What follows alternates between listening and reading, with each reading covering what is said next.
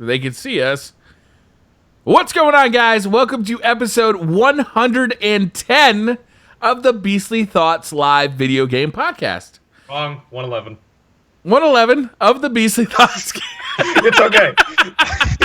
Damn it, Briar. The title's wrong then, too. Oh, my God. It's all fucked. It's all fucked. Fuck it. I'm out.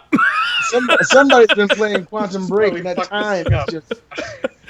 Oh, my God. It goes so bad so quickly on this show. 10 seconds in. Damn. Right? Oh. All of a sudden, it's multiple F-bombs. We don't know what's going on. Screw it. We'll do it live. What's going on, guys? Long time no see. It's been a whole week. How you been? What have you been up to? Beastly, go. 7 days of madness. It's been 7 days of insanity. I've actually been doing some online multiplayer in Uncharted, which is phenomenal. I've also been indulging. Yes. If you haven't played the Uncharted multiplayer, it is head and shoulders one of the best multiplayers available right now. There's nothing out there as fun to me. Anyway. All right, so talk to me. I want to hear more about this. I want you to go in depth about this because you are a huge Last of Us fan. You've been playing Last of Us multiplayer basically for the last 2 years straight, right? Yes, I mean, yes, it's real. Yes, I've been playing The Last of Us for now. This over is the by last 2 years this straight. game Uncharted 4 is by the same developers of The Last of Us. So I want to know, like, how is this comparing to your Last of Us experience? Is it as deep as The Last of Us? You know, for people who don't know, Beastly is a big fan of Last of Us multiplayer. He's been playing it for the last 2 years straight, and that game had much better multiplayer than people gave it credit for. The single player was obviously phenomenal. Everybody knows that. But the multiplayer was really deep, too. So what are your experiences with the Uncharted 4 multiplayer? Well, let me just say this. When I first started getting into the Uncharted 4 multiplayer, one of the statements that I made to my friends who I was playing with is that Naughty Dog seems to be actively trying to reach top-tier game development and top-tier multiplayer game development. Their multiplayer, to me, has been a standout for, of course, The Last of Us, and it also stands out to me just as bold and as bright in Uncharted 4. Now, is the game on similar play styles as The Last of Us? Not so much. There is no crafting. Of course, the game is presented in a more closed third-person perspective, but there's lots of intricacies in the style of gameplay. There's tons of things that you can do to turn the tide of a battle. There's multiple facets and multiple ways to take out a whole team by yourself. It all depends on how you think. The frame rate's buttery smooth. The game looks beautiful. There's crazy melee attacks that you can do, grabbing people, throwing them off cliffs the same way that you can in a single-player campaign. No bitch bombs. All right, yeah, that's what I want to know about, man. We all know it looks good. We all know that it's, you know, talk to me about how it plays. Like, what is the differences between this and Last of Us? Like, what's keeping you engaged? Is this going to be a game that keeps you engaged for 2 years like The Last of Us did? It definitely will. To me, it's just a very fun and fast-paced experience. Of so course, Last of Us was not fast-paced, right? It was a slow and plotting experience. No. Yes, it's a very lethargic mindset and gameplay style in The Last of Us. This is just balls out, running through the woods and trying to get to people as quickly as you can. One element of The Last of Us that is shared with Uncharted 4 is the flanking aspect. Of course, the maps are kind of in a circular pattern, and so depending on what's going on with the enemy team, you can always come around from the backside. And depending on what purchasable weapons or abilities you use, you can turn the tide of a battle. You can purchase a bazooka, and you acquire points. You accrue points depending on how many enemies you take down and kill. So is it like round to round you're buying stuff, or are you buying stuff during the match? During the match. Okay. You get pounds. You get points every time you down an enemy or kill an enemy, because of course this is made by Naughty Dog, so everyone has the ability to be brought back up by their teammates. Okay. So you might go down. If a person downs you, they get points, but if they kill you, they get more points. And depending on what they're doing, you can do it right there in live gameplay or during the respawn screen. Does it ever have a case of like the rich getting richer, where like if you're doing well at the beginning of the game, you're going to be able to buy stuff faster and do well at the end of the game? It does. It does. It steamroll like that? Yes, it can. You can do things like purchase AI help who will come in with like a giant chain gun and he'll mow down enemies for you. You can purchase things like a bazooka that you can shoot toward enemies, and you can blow up 5 or 6 at one time. So it all depends on what you're buying, how you're using it, and it can steamroll, and your points can accrue extremely fast. Okay. I kind of have 2 loadouts that I use, and my loadouts don't usually work that way depending on how I'm playing. But I've had a few games where within the first 5 minutes, I'm like just destroying the entire team. We had a game where we went 35 and the other team had 8 because of things like the guy with this. the chain gun, is that like a kill streak from Call of Duty? Is that how that works? Yes. Basically, It all depends on if you have the points, you can tap the touchpad on your controller. It pops up and it shows you the purchasables that you can buy right then on the spot. You can buy AI help who will go around and heal your teammates if they go down. You can buy an AI help who will run around and grab enemies and choke them and hold them for you so you can shoot them. Yeah. You know, you can throw mystical kind of bombs out there. That'll big totems will come out of it, and all kind of bombs will go flying in different directions, take people down. It's a very, very fun game. It's totally different from the draw that I got from The Last of Us, but it's just as engaging and just as grabby as The Last of Us was for totally different reasons. It's an awesome multiplayer. Life Train's really, in really chat fun. here. He's asking, I think, a pretty solid question, because this is a big problem with Last of Us multiplayer, I think, is that are the purchasable weapons like pay to win? Like, are you putting like real money in to buy stuff? No, it's just based that you get in game. kills. Okay. In-game stuff, there's no purchasable weapons. You can do things like purchase hats and just stuff for the visual aesthetic change of the character. Yeah. But that's really only it. And from what I've played so far, the game isn't broken. It's very well balanced. It just depends on how you play and what your enemies are using. It's a hell of a lot of fun. I see myself playing this for a very long time. I don't think this will be a 1-month kind of experience because it's just so fun. It's just as fun now as it was when I was playing the beta, if not more so. You actually have more abilities now than, of course, we did during the beta, and I'm having a blast playing that game. The only issue I'm having right now is deciding which game I'm going to play between that and Doom. They're totally one of the different coolest games. things about Last of Us was that it had like basically a story associated with your multiplayer. Like where you basically have this camp and you're trying to like build up your camp, right? Mm-hmm. Is there anything like that in Uncharted? No, not so much. You just go in, you fight, and then is there any kind of player progression in the multiplayer? I can't really say. I've only gotten into the team deathmatch. There are different multiplayer modes, and I've only stuck with the team deathmatch, so I'm not the authority on the different modes. Are you unlocking anything though? Like, are you like Call of Duty style where you're unlocking like better gear? You unlock new purchasables and new abilities as well. Some of these weapons you can't just start off in a multiplayer match and purchase. You've got to play for a while and go through progression with your character in order for these things to unlock by accruing certain points. So it does have a level of progression, and to me it's very rewarding. I've been having a blast playing this game. It's awesome. It really is. If you haven't tried it, I implore you to definitely try it. I will. I still haven't. Unfortunately, I still haven't picked up Uncharted 4. I'm really looking forward to doing it. Briar, it's such a good game. Hey, not all of us have all the time in the world. You know what I'm saying? Enough Destiny, Briar. I understand totally how you feel about that, Briar. I know what it's like to have, restrictions on time. Yeah. Believe it or not, this weekend, yesterday, a friend of mine from New York I hadn't seen probably in 14 years came here. He spent the entire day at my house. Nice. All our friends got together in my living room. My wife, of course. I finally got a woman that'll sit and play with us, so this is awesome. He remembers my ex, and it wasn't that way. But we all sat in there, and we played the game for 9 to 10 hours straight. We played Super Nintendo. We played PlayStation 2. We played Dreamcast. We played Soul Calibur.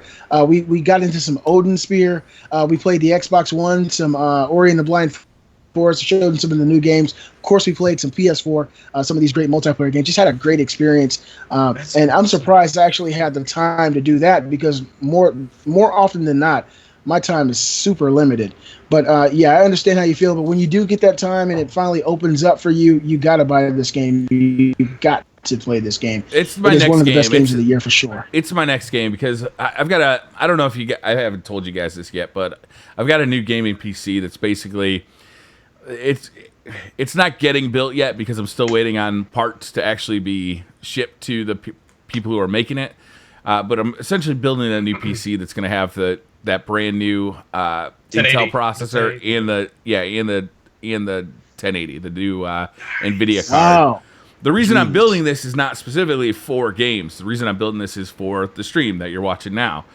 But one of the side effects is, well, I'm going to have this pretty beastly gaming PC now, so I'm kind of holding on to Doom in my back pocket. Didn't buy Doom on the PS4 or the Xbox One. I'm going to hold off on that. I'm going to buy it for the PC because, I'm going to have this badass gaming PC. I might as well, have a couple of games in my back pocket. I didn't, however, hold off on Overwatch because I couldn't. I had so much fun in that beta. I had so much fun in that beta that I had to buy that immediately. And I've been playing it on PS4, and I already bought a copy on PC. And even though my current PC setup is not all that powerful, the game looks fantastic. It plays marvelously. And I got to say, I only played the beta on the PS4. I like it so much better on PC with a mouse and keyboard. Like, really? It to me is just a much more playable and fun game. I had fun with it on PS4, don't get me wrong. But having that increased precision with a mouse and keyboard, I don't know why I was never able to get the aiming down on PS4. I play a first-person shooter. Well, I've been playing first-person shooters on consoles for as long as first-person shooters have been available on consoles. Yep. And it's usually not an issue for me. But playing it on PC, man, that game in particular has so much more precision on PC, especially if you need precision in the character you're playing. And I gotta say, I'm looking forward to having a gaming PC coming in the future. Wow. It's really kind of got me excited. I'm surprised to hear that. But we see that the trend, the BC Thoughts crew is headed toward that PC thing. Yes, one day they'll grab me too. I just can't get around the controls. Overwatch, man, I haven't gotten it yet. That's a game that I'm definitely getting. It is kind of a sad thing because I still want Battleborn. I was actually going to pick up Battleborn yesterday. Mm-hmm. But that game is really marred by... I can honestly say, for Overwatch, for $40, you can't go wrong. Like, it's just such a good game. It is a fun multiplayer experience, and the way they've created this game with the different heroes, like kind of categorized into different classes, creates so much depth that I can honestly see myself playing this game for a very long time to come.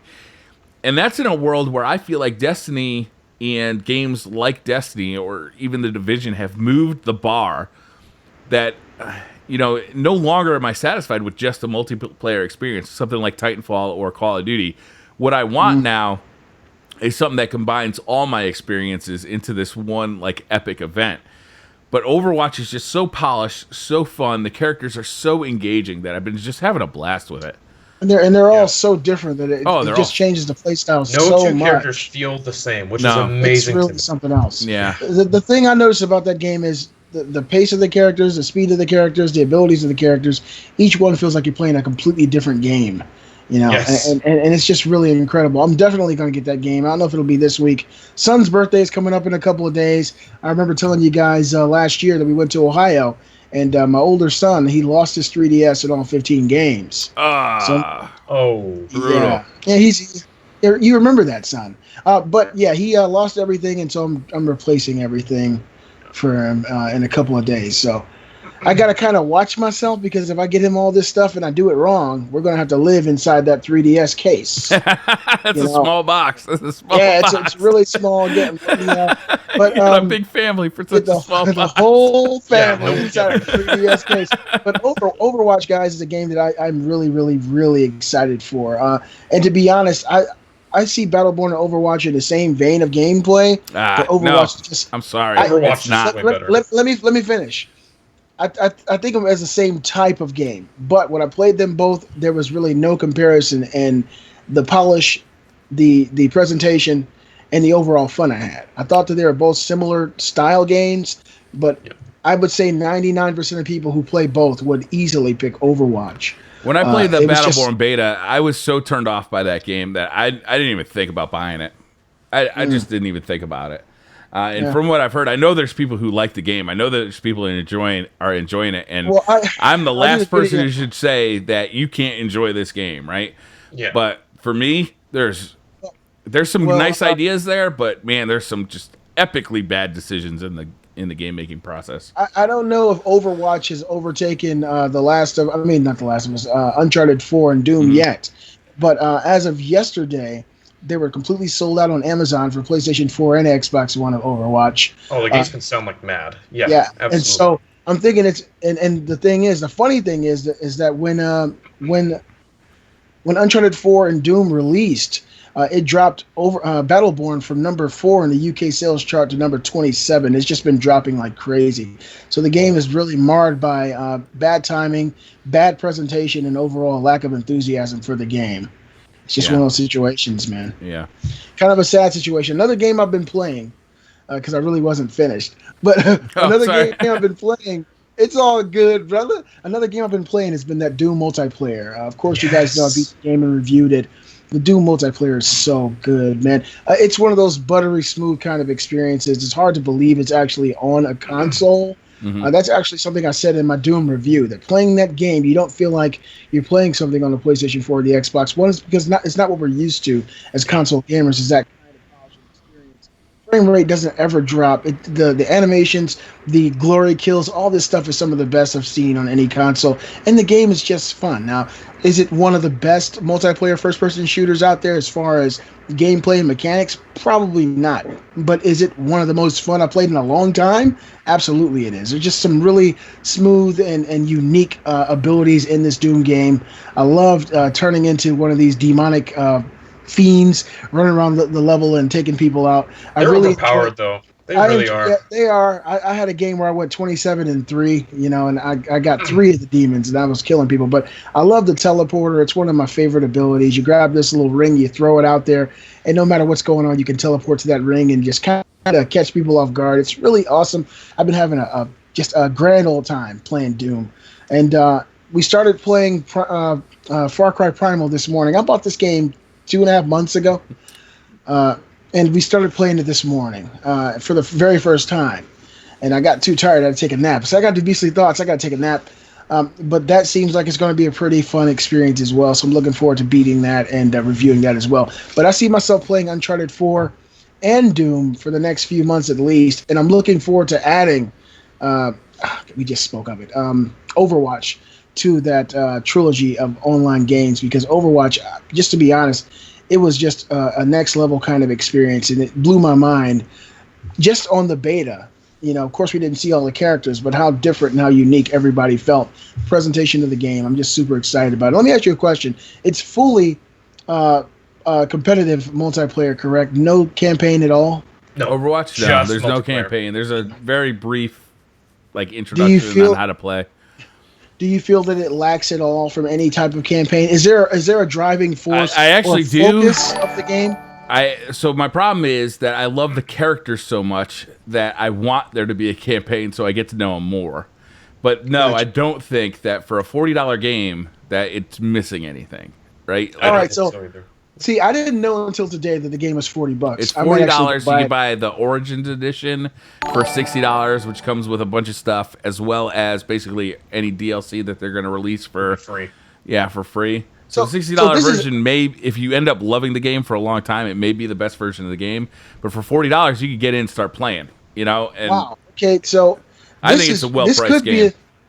This could be a new trend, because there's been a lot of games that have come out that have been multiplayer only, and that have come out at the full $60, and that's been major problems by consumers, pundits, and people like us. We've had major issues because you feel like you're paying for a full-fledged experience, and it's something lacking. Do you guys think that this? Of course, we know Overwatch is just a phenomenon right now. Do you think this could possibly stick in the gamer community for these companies that are making games like Titanfall? I don't know. It's hard to say. These guys are putting a lot of development time in. They got a lot to lose, and if it doesn't sell well at $40, if it sells the same amount of copies at $40 that it did at $60, they got a lot of money left on the table there. So it's tough. Just talking about Overwatch, do you think that you have a more of an issue with the game if it was $60 now? No, I paid $60 on the PlayStation 4. I paid $40 on the PC. Steam. I paid $100. Yep. I'm Battle.net. It's a Blizzard game. Okay. But I spent $100 on it, and I've really enjoyed it. I will say this: I do have, and this is true with every game, I do have a lot more fun when I play it with people, when I play it with friends, because the team aspects of this game are very hardcore. Setting up a team that works well together, communicating, knowing what's going on in the match. It's very important to actually winning, and if winning is imperative to you, and it's in any game, it's more fun to win than it is to lose. I don't care if you're playing cricket or basketball. It's more fun to win. So I would say, if you're just like a solo guy who goes in, maybe plays a few matches of Call of Duty and calls it quits for the day, or that kind of thing, this game may be frustrating for you. It may be. It can be, definitely, if you only really want to win. But, I mean, for a multiplayer-only game, you guys know that I have huge issues with multiplayer-only games for full price. Like, I'm very shaky on those kinds of things. But Overwatch so far, I'm totally satisfied with. And I think the fact that all these different characters have completely different play styles. None of them feels the same. It just feels like a new experience every time you try a different character, every time you try a different class. That alone, I think, will keep people invested in Overwatch. There's just something to go for. And it feels like this game is worth the money. I love this game. I absolutely do. It's fantastic. But before you get into everything you've been playing, Robbie, one last question for Briar Rabbit. Briar, is this a game that you feel like can or will pull you away from Destiny a little bit? I'm definitely planning on playing it a lot. But I'm still playing Destiny. I fucking love Destiny, dude. I'm playing. So this week the Iron Banner happened, right? And I wanted to play the Iron Banner, and I really enjoy the Iron Banner time because it brings a lot of people back to Destiny. It brings a lot of people who don't normally play PvP into PvP, so they can get that loot. And I love that interaction because we just get we get full teams in there and we're just talking the whole time, we're chatting the whole time, and I get to, it's just a fun thing to do. Meanwhile, in Destiny, there's also a playlist this week called Mayhem Rumble, which is basically super fast charge times for your super, your grenade, and your special attack in Rumble. And that is fucking fun, man. So I've been even when I'm not streaming, even when I'm not playing with friends, I've been in there playing Mayhem Rumble, not Overwatch. Because Mayhem Rumble to me is one of the most fun things that Destiny has to offer right now, because you're just popping supers left and right. You throw grenades everywhere. It's just they're dropping heavy ammo on you like crazy. Are they cutting the super regeneration time in half? Oh, it's way quicker than that. It's 20, 30 seconds before you get another super. It's so fast. Oh wow. Yeah. It's really fun, and Kate they've often. Did you see Kate? She was on there the day before yesterday. I did not see her. Yeah, she was on there. But I've often played Mayhem in the past, and Mayhem team-based modes where you got 12 people in there, it can be a little overly chaotic. It's a little too much to handle. But Rumbles, there's only 6 people in a Rumble match. It's 1v1 match or 1v5. It's been so fun. I've been having a blast with it, and it's keeping me from playing Overwatch. His voice changed without his synthesizer when he said that. That was intense. You're it's been so fun. Yeah. Damn right. I think another thing about Destiny for me right now is that we've been getting these leaks about the Rise of Iron. That's going to be the next big, and it's ignited my passion for Destiny in a very big way. Just speculating. I just was on stream playing Destiny on stream, and we talked for an hour about what the Rise of Iron might be, and all of that stuff. I'm sorry, I just love the game. It's got you by the gonads. We get it. Yeah, we love your passion for it. It's just we don't want you to miss, other games that come out. I still play other games, Robbie. I just don't do it publicly. There's video games for me are sometimes I just sit there on the couch and I'll chill out. That's how I'll play Uncharted 4. I'll sit there on the couch and I'll chill out. My wife will be reading a book next to me, and it's we don't watch a whole lot of TV in this house. This is kind of what I do. Well, that's the best kind of house. The hell with TV. Who needs hero? You can be playing PlayStation you got 4. Games. Yeah. Robbie, what have you been playing? This week I have mostly been playing Overwatch. We just went over it. Yeah. Fantastic game. It feels like it can last, and it's something that people are going to keep playing. Love the game. Other than that, I've been playing a lot of Black Ops 1 on the Xbox One since that became backwards compatible. Yes, the backwards compatibility. Gotta hear about this. especially since the talk with all the boots on the ground Call of Duty that people want, and people want them to go back to the way things were.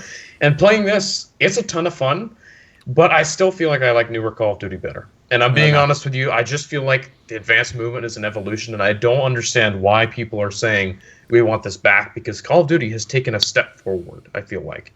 And I think this especially gives them a chance to play it and see that, maybe advanced movement isn't all that bad if they do it correctly. So Black Ops is my favorite Call of Duty of all time. And one of the reasons it's my favorite is because it hit a very specific era in weaponry, like that Cold War era that I haven't ever seen in any other video game, but it's so fun. Like rolling around in that chopper gunner in multiplayer, just like laying destruction down upon the enemies. I've gone on like 10 kill streaks with that chopper gunner and just been like laughing hysterically while I'm doing it. It's very old school. Yeah, I love it. Also, the map design was so good in that because there's this nice combination of smaller maps where you have like these CQC engagements, but longer maps where where long range weapons are good, but snipers weren't just like all over that fucking game like they are in some games. Like that game, it was fun to have, gunfights, like real gunfights, like back and forth, like you duck behind cover. I love that game. It's one of my favorite games of all time. Never mind Call of Duty game. Would you consider going back and trying this out on the Xbox? Oh, I'm definitely gonna. I kind of keep forgetting to do it, but I'm definitely gonna. I still have a copy of Call of Duty Black Ops right over here, and I'll definitely. So it's free. Yeah. Now, let me ask you a question, Robbie, because mine hasn't arrived yet. I had to order mine. How does it play? Are there any of the old hacks that people have gotten so used to on the 7th generation, or does it play the way that it was intended to be played? That game wasn't hacked as bad as the other ones in the first place. Like on 360 and PS3, it wasn't like Modern Warfare 2 or Modern Warfare 2 was the worst. COD 4 was the worst, and actually World at War was pretty bad too. Like there's literally people fucking flying around in World at War. I know. Yeah, there are. And Modern Warfare 2, there are guys flying around. Did you see any of that, or does it play pretty much the way you would? So from my experience, no. I haven't seen much hacking. What I have seen is it could be something to do with the 360 emulation, but there has been some connection problems. Like I'll get kicked out a lot of times from the server or lose connection. Really? And it says you've lost connection to Xbox Live when I know I haven't, because I look at my Xbox One, it says I'm connected. Frustrating things like that, but for the most part, like it still plays. It feels exactly like Black Ops 1. Yeah, that game had recoil too. So like guns actually have kicks, so you actually have to control your weapon. That was a good Call of Duty, and I was like, I've always been pissed that they didn't stick with that type of Call of Duty. Like, I love Black Ops 2. Black Ops 2 was fantastic.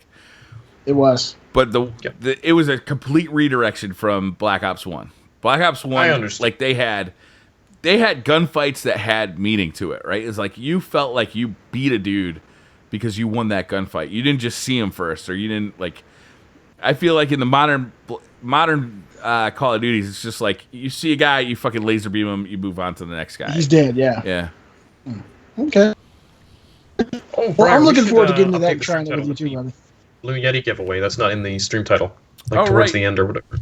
Yeah. Yeah, we'll be doing so here's what the deal. I didn't talk about this with you guys beforehand. I wanted to. So we want to give away a Blue Yeti microphone. I believe both of you guys are using these right now to talk on the stream, right? Sure am. Yeah. Absolutely. All right, so here's the deal. We're going to give away a Blue Yeti microphone.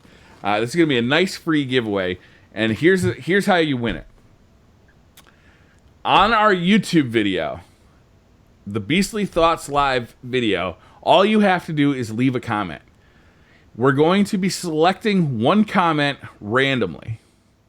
Doesn't matter what you say in that comment.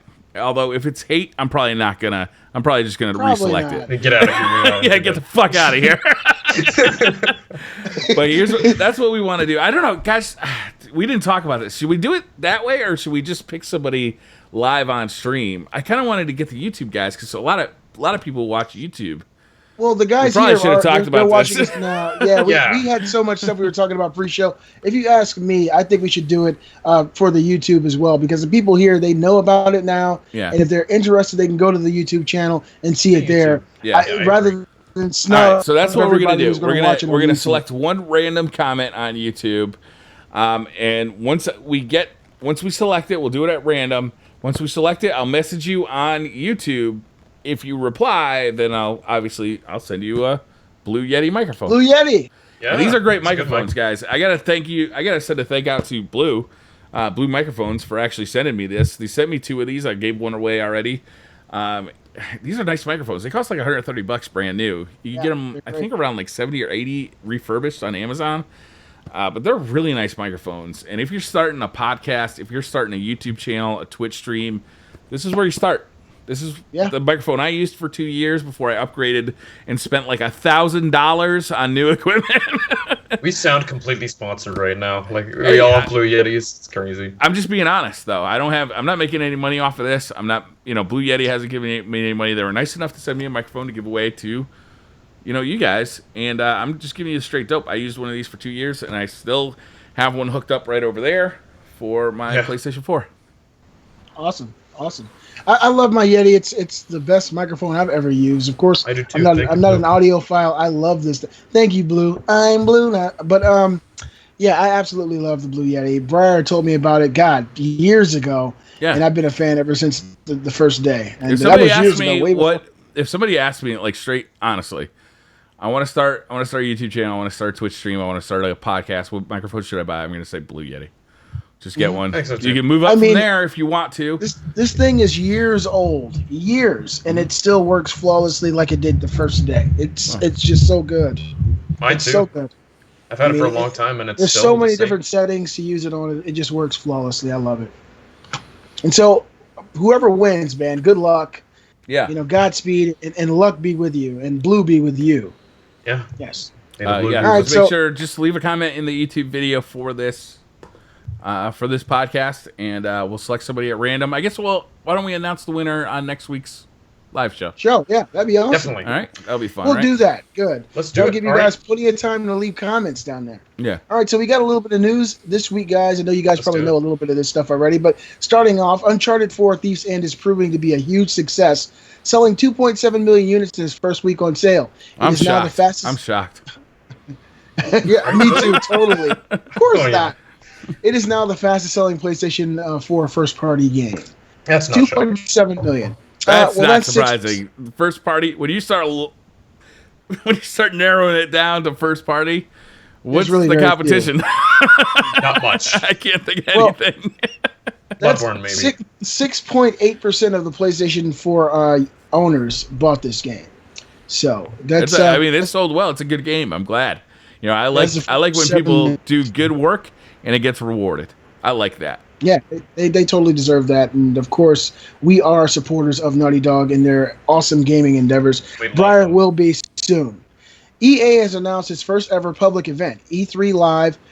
I'm sorry, E3. I'm looking at 3 and I'm seeing an A. I'm going crazy. I still haven't woken up. E3 has announced its first ever public event, E3 Live, which will take place during E3 2016. So this is more like, a live streaming event done by them? Sort of. So this is going to be a public event down at E3. It's beside the main expo convention, so it's like a separate building, but it's for the public. So you have free access. Tickets sold out quite a while ago, though. It was actually free, but people grabbed it, so you can't go now. But yeah, it's going to be finally a chance for the public to get in and try games that are announced at the show, games that are announced at conferences, try everything out. Yeah. That really is good because I looked into E3 and everything you had to do to actually be a part of it this year and last year, and you basically got to be, a Vulcan, and you got to have a special Masonic handshake, and you got to fly in on a plane with one engine. It's just a lot of jumps and hoops you got to get through to actually be a part. You got to have a press pass. You got to know the right people. Yeah. That's the thing. You got to know. You got to know the right people. This is a great thing for the public. Now there's competition for Kinda Funny Live, and that's actually really good. E3 is going to be awesome this year. We're actually 2 weeks away from E3, guys. I know. I'm pretty excited about it. A great man told me that during the pre-show. His name's Robbie. He told me, he said, Beasley, we're 2 weeks exactly away from E3. You guys excited about this shit? I think I just took a shit when I said that. I'm really excited about this. I am too, man. Excited. What I'm excited about E3 this year is I feel like I don't know what is going to get announced. I just don't know. Usually I have a pretty damn good feeling what I'm going to be excited about at E3. we're surrounded. I know by I'm going to be of excited about rumors. whatever Destiny's got, obviously. But what else? What's going to be the big stuff for me? I'm excited. Should be fun. If you ask me my professional opinion here, we got some console reveals coming here to E3 this year. Big ones. NX was supposed to be revealed at E3 this year, but of course they said, no, we're not going to do that. They said they're not going to talk about it. Who knows how true that actually is. PlayStation Neo, of course we know we're going to hear about that. And there's a big possibility of some really huge Xbox news at E3 this year as well, because competition is moving forward with this new console, and I think that we're going to see something from Microsoft as well. I think as far as first party too, like Sony, obviously Ben's game has to be announced soon. God of War is almost certainly happening. Yeah, and they must have like other stuff in the pipeline. Gran Turismo Sport will be shown off. I believe Last Guardian has been reconfirmed for this year. Jumping Horizon, Flash, the remake. I just want. They got Jumping a ton Flash of stuff. Yeah, and give me Jumping Flash, the remake. I'll never need another game ever. Not even PlayStation. The fact that we're getting upgraded consoles, this generation is taking like a huge left turn. Like I can't wait to see how that plays for better or worse, Robbie. I don't know if it's actually going to be. So I know that the Xbox thing is later in the news, but we got to talk about it along with E3 because this is fucking huge news. All right, so let's get into it. Robbie, can you read off the news about the Xbox? All right. So starting off, new reports from Kotaku say Microsoft will release a slim Xbox One model that will release this fall. It will pack a 2 terabyte hard drive and a possible controller redesign. Additionally, details of an upgraded Xbox One have been revealed. It will be codenamed Scorpio and will be significantly more powerful than the current Xbox One. All right, so possibly up to 4 times as much, thanks to an upgraded GPU. All right, so and it will be released sometime in 2017. I'm not done. And it will be released sometime in 2017. It may even support the Oculus Rift. No. All right, so slim Xbox, who fucking cares? Nobody cares about that. New controller design, that's interesting to me, but who cares about the Xbox Slim? What's interesting here is the Xbox 1.5, right? Scorpio. If this is true, and this is supposed to come out in 2017, let's say holiday 2017, what the fuck are they going to sell for the next year and a half? You're right, bro. That Slim is not going anywhere. No, they better not announce it. Yeah, they can't announce it. If they announce it, they won't sell They will sell Xboxes, right? They'll sell Xboxes for the next year and a half. Not very many. But to not one single consumer who knows what the fuck they're doing, because everybody's going to be waiting for that 1.5, that Scorpio. I think this is the same problem that probably PlayStation 4 has, but PlayStation 4 can conceivably get away with announcing PlayStation 4.5 at E3, releasing it in September or October. Like, that's not that long a distance, right? And they will have a dip in sales. There's got to be a dip in sales, because who would, if you knew that the brand new one was coming out, the 4.5 was coming out in October, you're not going to buy one in August or June or July, right? You're just not. Mm-hmm. So that's a huge problem. It's a bigger problem if that time span is not 4 months, it's a year and 4 months or 16 months. Who's going to buy an Xbox if everybody knows there's going to be a brand new one next year? That's really just pretty obvious right there. It's a fly in the face to the success that they want the Xbox to be. And people who aren't really big and deep into the gaming world like we are know about these new consoles. My older brother, he's not a gamer like us guys. He used to be, but he got married and she said, fuck that. But he came over last night and he told me, he said, man, I'm getting ready to get the PS4, but I'm getting the Neo. And I looked at him and was like, wow. So, I mean, people on the Xbox side are going to feel the same way. If they got to wait 16 months, it's easy to say, no, I'm not going to spend any money now. I could take this $400 and go do something else with it, and for the next year. Why? It's kind of daunting. We don't know exactly if this is real or not, how true it is, but all signs point to this actually being legitimate news. And another little tidbit of information about the Slim is that it's also rumored to not have a Blu-ray drive. What? Yeah. I didn't hear about that. Yeah, well, you didn't read the same article I did, son. They're saying that the increased hard drive space is to make up for the fact that it doesn't have a Blu-ray drive. That's what I read. So I don't know exactly. It's all rumor. and conjecture at this point. But I'm not interested in this Slim at all. To be honest with you, I don't give a shit about fuck it. The Slim. Hashtag. Like, it's not Slim. interesting. It's not even remotely interesting. But the Scorpio, that is interesting. That's the fact that this thing, if this is getting leaked now, if this is true, if we're to believe this, even if it's not true, I think Microsoft ought to come out and say this ain't true, because this could seriously impact their sales. Yeah. If it is true, then they have to just let that rumor sit. If they can't, I don't know. Can they release information about this at E3 this year? Especially if Scorpio is a year and a half out, like they're not going to announce this for a while. I hope they What if they can get that? What if they can get the time down on that? What if they can get this thing released by, let's say March? Do you think that's a good time to release it, or do you think it's better to release it during the holiday season? I mean, they're going to be suffering because people are knowing this is coming. The 4.5, the PlayStation 4.5 is going to be out. Like, they're going to be suffering. Xbox is going to be suffering. Microsoft is... Xbox is a big division of Microsoft right now. Yeah. Huge, yeah. Especially in terms of power, when you know that the Xbox One is 6 behind teraflops. the PS4, and now we're having a upgraded PlayStation Neo coming out, that's going to increase that gap. Like, that's going to be tough for them, I feel like. That's going to be really tough. But then, the big news I like the Oculus Rift. I like the whole Oculus Rift connectability with the new Xbox One. It's just that time frame, Brian. You're right. That time is a very disappointing time frame thing. Fucking sucks. Mega Madcarp's in chat saying it can't be right that it doesn't have Blu-ray because all the Xbox discs are Blu-ray.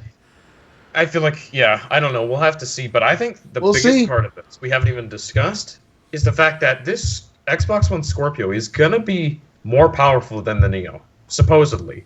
6 teraflops versus the Neo's 4.5. That's really interesting because that means it goes like this. It's going to switch completely. This generation. I'm interested. I'm interested also. And I'm sorry I said that I'm not interested in the Slim, but I am interested in them redesigning that controller because that controller needs a redesign. I wonder if they'll redesign the Elite controller as well, because I think that Elite has been very popular. So it'd be actually pretty cool to see them redesign the Elite controller, make that a little bit more of a comfortable controller. Maybe make those shoulder buttons a little less weird. That'd be nice. I'd love to see them do a redesign on the Elite. You know, I don't play my Xbox as much as I do my PS4. I've been playing it a little bit last week, but I gotta say I'm more pleased with my Xbox One controllers now than I am with the original PlayStation 4 controller. Oh man, I'll tell you what, Beasley, really? I'm on board. At least they hold up, right? Yeah, that's the problem. Controllers, dude.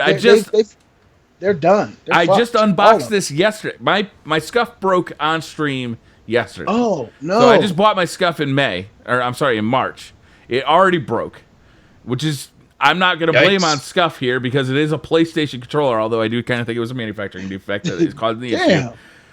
I unboxed this thing live on stream. Like I just did it 2 days ago. The battery doesn't work at all. I got one like that. I got a white one in my living room. It doesn't work at all. Yeah. You can't charge it at all. I got one sitting next to my fucking Mario figure. If you plug in the USB, nothing happens. A brand new white PS4 controller. Yeah. Nothing. I got this one. There's a defect in the stick here where there's actually like a bump. So like if you push straight, it never can push straight because there's a little bit of a defect.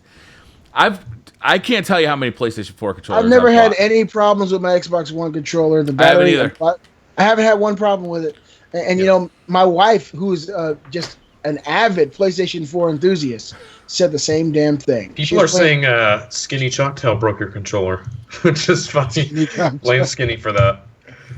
I mean, I just gotta agree. I mean, and just say that now so people know. My Xbox One controllers have never given me a problem ever since. I prefer the design, the shape of the PS4, the feel of the PS4 controller. Yeah. But man, the reliability on these things is terrible. I've had to replace the R2 and L2 buttons by taking the controller apart and doing my fix at least 6 times. For me, six times. L3, it's like when you actually push in on the stick, that wears out for me constantly. That's the number one reason I get rid of these things. Yeah. It looks like Doll Man chewed my fucking nubs away. Yeah. All of them are done. They're terrible. Like, they're really bad. Yeah, it's disappointing. And shit, PlayStation needs to do a complete redesign of their I don't even think they need to redesign them. They just need to make them with last. better materials. Like they just need to, yeah. They need to man the fuck up and stop making these things for like $10. Like put the extra money in to actually make these things reliable. They're terrible. Yeah, well, it is what it is. I guess we all agree there. Continuing on with our news, the Japanese financial report has revealed that Nintendo is working on a separate handheld device from the NX, codenamed MH. You guys hear about this? Yes. Yes. The MH, or the Monster Hunter handheld, is going to be the new. It's not actually a replacement to the 3DS, is what they're saying. Just like they're saying the NX is not a replacement to the Wii U, which is incredibly confusing. They're saying that these two consoles, the console and the handheld, will carve out their own niche in gaming and give gamers something completely new that we haven't experienced before, which blows my mind because I don't know what else there is. But hey, I'm not a Nintendo god, so I don't know.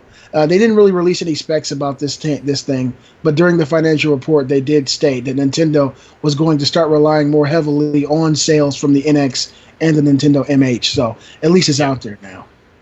Yeah, Robbie, I already did a story on this. You late, brother. All right. Continuing. Don't shit all over me for that. Okay. Talk to the hand, Robbie. All right. So, Sony's latest earnings forecast has revealed the company estimates to sell approximately 20 million PlayStation 4s from now until March 31st, 2017, the end of the financial year. That's a 20 lot. million more. Yeah, well, they're doing 20 million a year. Well, what year we're going to be in year 3 now? So, yes. Damn. They're at 40 million now. They just announced it, so they're planning on selling 20 million more like within the next 10 months. That's insane. That's insane. They must have a lot of passion, enthusiasm, and faith in this new PlayStation 4. They really have to. I think it's going to sell pretty well. Wow. I really do. Well, I mean, if it offers 60 frames per second on new games, if it offers higher fidelity graphics, if it offers 4K, I mean, those are attractive. Are you excited at all about the possibility of a good PlayStation VR experience on this thing, Brian? Robbie? I'm hoping for it. Oh, yeah, I'd love it. I'm really hoping that No Man's Sky offers VR, because I think that would be perfect application. No Man's Sky got delayed for 3 days, man. 3 days. 3 days. What? I can't fucking wait. Fuck this. 3 days. 3 days. No. 3 days. Dude, I've never seen the internet blow up over such a fucking short delay. The internet went nuts about this. 3 days. This was all over my Twitter. I don't know if you guys have ever gone to the No Man's Sky Reddit. No. But it was like the apocalypse. Like 3 days. You gotta check out the No Man's Sky Reddit, because it is like it's.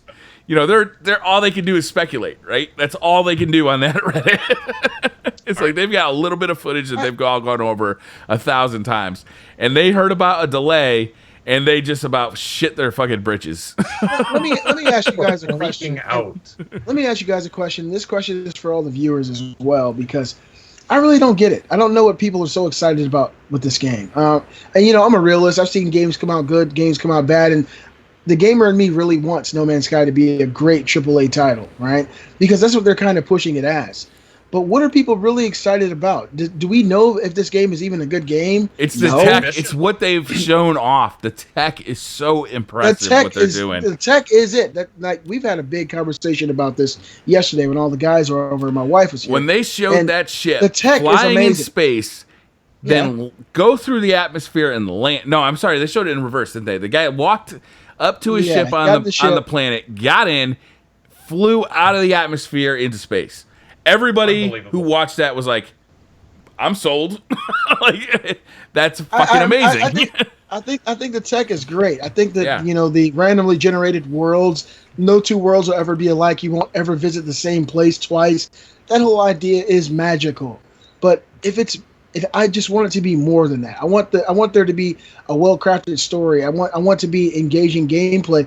And from what I've seen, I haven't really seen anything too great at this point. So, I mean, I'll probably end up getting it, more than likely. I mean, I bought the order, and that was one of those games that you see and you're like, holy shit, it looks photorealistic, and that was the selling point for me there. Yeah. But underneath all that new tech and the hardcore graphics, was a crappy game, and It was poopy, I'm hoping that that's not the case here with this game because they got a small development staff. That's the thing, right? Is we have no fucking idea like what the gameplay loop of this game is. We know that we're going to be exploring planets. We know we're going to be exploring the universe, but like, why? What purpose is going to drive us to keep playing? Well, the guys at Kinda Funny went and sat with the developer, and they played extensively the game, and they kind of gave away some of the plot points. The point of the game is to get to the center of the galaxy. Okay, that's where each player.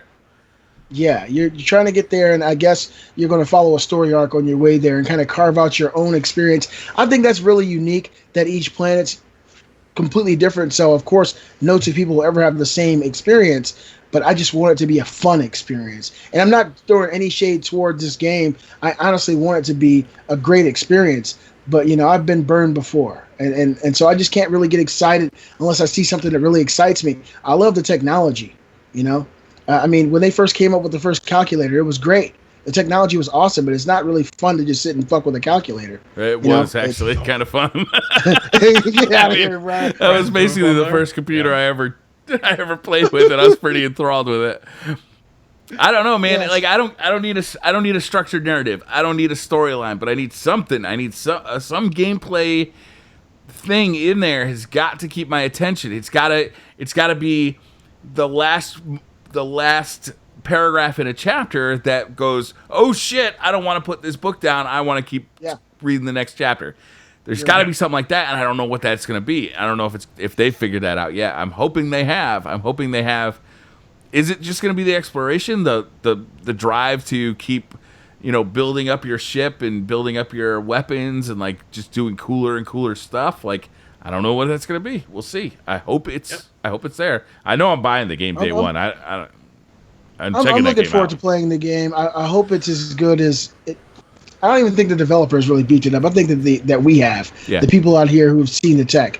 So we'll see what happens. And getting back to the news, PlayStation 4 has now reached 40 million units sold in its lifetime. What do you guys think about that? I feel like we've been saying this for a while, but they've actually come out recently in their financial statement and announced that they've actually hit that physical number. That's cool, 40 right? Million PS4. 40 million. That means there's more potential buyers for software. Hopefully, that means we'll see more software get developed. I think that's a good thing. Yeah, okay. Just wondering how PlayStation Neo is going to impact these sales too. Like, how's that going to compare to the current PS4? I mean, I think it's going to drive sales, Robbie. I think honestly, it's going to drive sales. There's a rabid base out there who is still buying PlayStation 4s like the thing just released. And so I think if they release an even more powerful PS4 that in some way, shape, or form can improve your gameplay and improve your experience in any kind of way, especially the hardcore. Of course, hardcore going to be out there, but even people who aren't are going to want to try that experience. So agreed. I think it's going to drive sales. All right, new information regarding the multiplayer of Titanfall 2 has been leaked.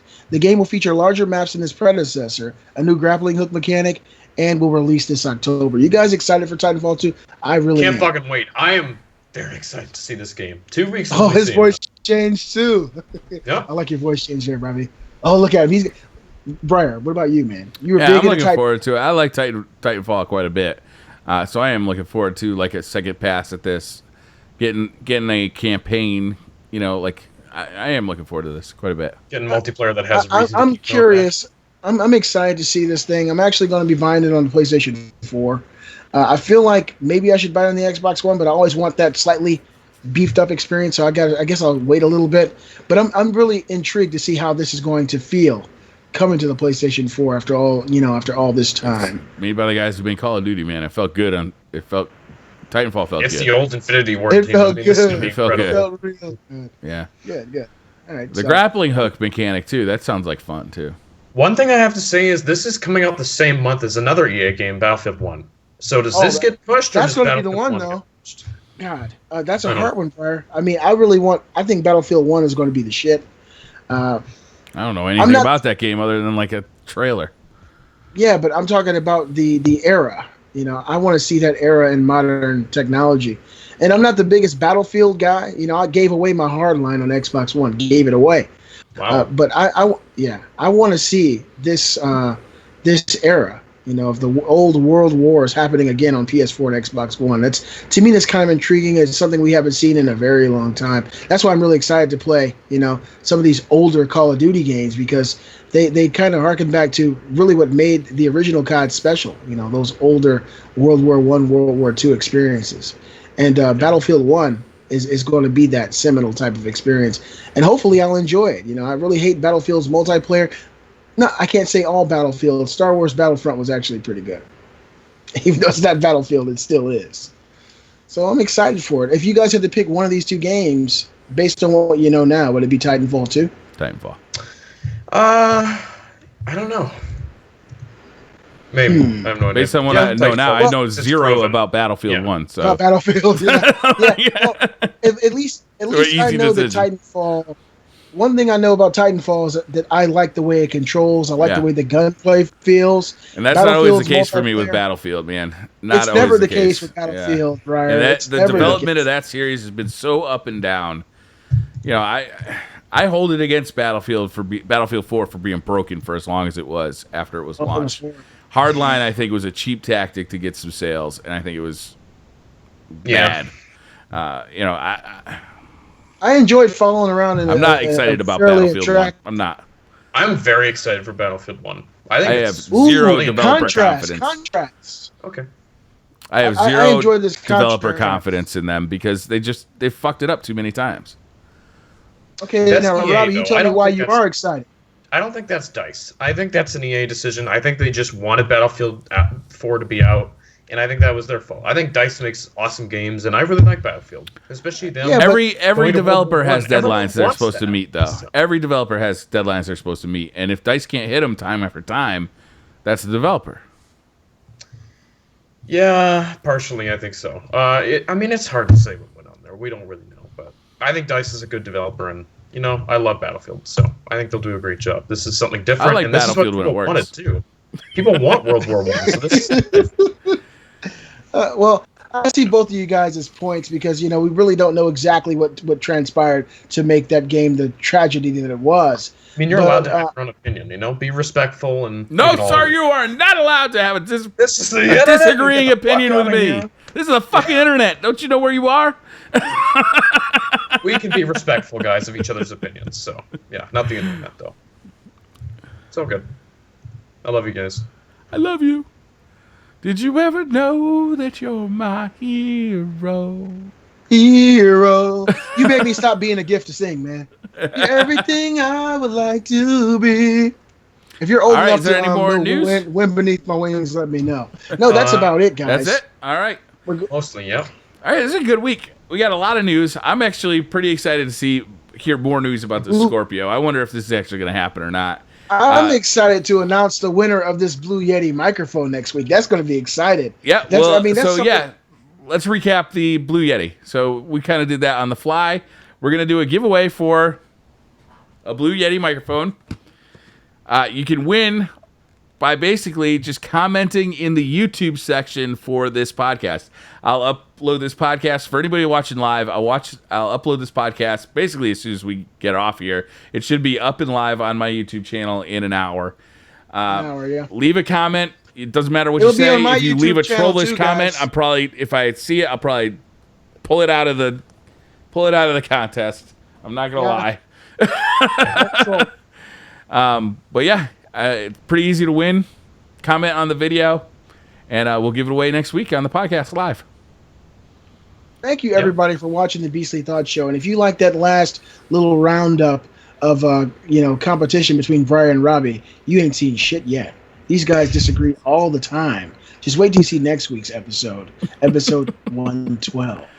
112. Briar will say 111. I'll be like, that's an old R&B group. I'll say 111 when we start it, though. I'll be really pissed off. All right, guys, that's going to do it for this show. Thank you very much for watching. We'll see you next week. Bye, everybody. Take care. Did you